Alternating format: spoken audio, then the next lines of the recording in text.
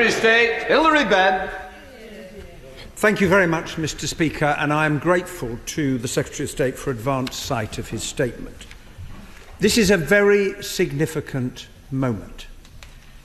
It is our chance to restore to the people of Northern Ireland that which they desperately need, but have been without for almost 2 years: a functioning government.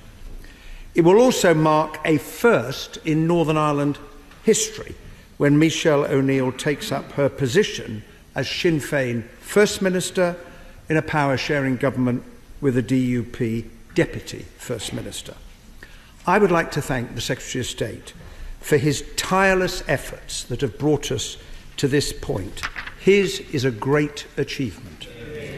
I would like to acknowledge the courageous and decisive leadership of the Right Honourable Member for Lagan Valley, who, in the face of abuse, has consistently and persuasively made his case for change, while always being clear that he wanted to return to government with an agreement that was acceptable to all communities.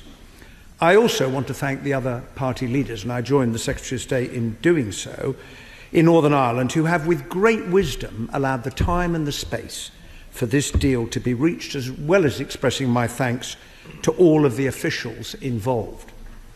On the legislative changes that the Right Honourable Gentleman has set out, I welcome the Government's commitment not to ratify any new Northern Ireland-related agreements with the EU that would create new regulatory borders.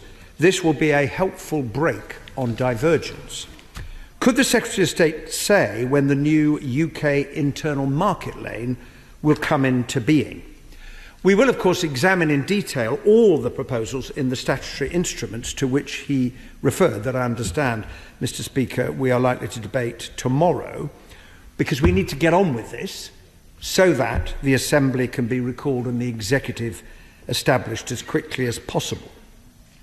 I have always made it clear that we believe in Northern Ireland's place in the internal market of the United Kingdom, and that we support any practical measures that reinforce this, which are consistent with the Windsor Framework, which we also support, and which have the support of nationalists as well as unionists. On that basis, we will vote for the legislation.